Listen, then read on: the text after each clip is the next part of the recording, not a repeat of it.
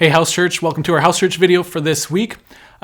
Three themes for you this week heading into your house church. So as I was preparing for the sermon this week, there's a few things that came up. The question mark for me this week was really just looking at my own life and those moments where I felt isolated and alone. Where was Jesus in those moments? Because I know that from looking at this passage that I'm welcomed into his family and I have that new identity. So looking at those moments, I was questioning okay, where was the family of God actually in those moments? And what did that look like for me?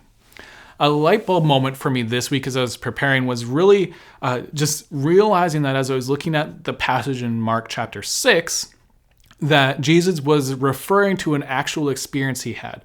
And so it kind of humanized Jesus in a way that maybe I wouldn't have humanized him before, right? Because it's really easy to see these kind of sayings that Jesus says a lot of the time and disassociate it from being a real person because he is God and God incarnate. And so it's easy to be like, well, he's just God. He doesn't experience this the same way as us. But the reality is that as he's saying, a prophet doesn't have a home. He isn't welcomed in his own town. That Jesus has actually experienced that.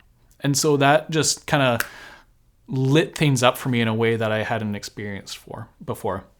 And then the conviction point for me this week was as I was looking at the passage, asking that hard question of where in my life am I like the townspeople in Nazareth?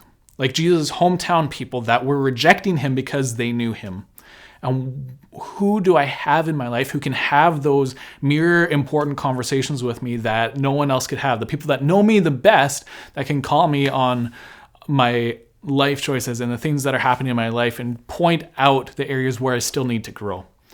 So that's our house church video for this week. Have a great house church. We'll see you next week.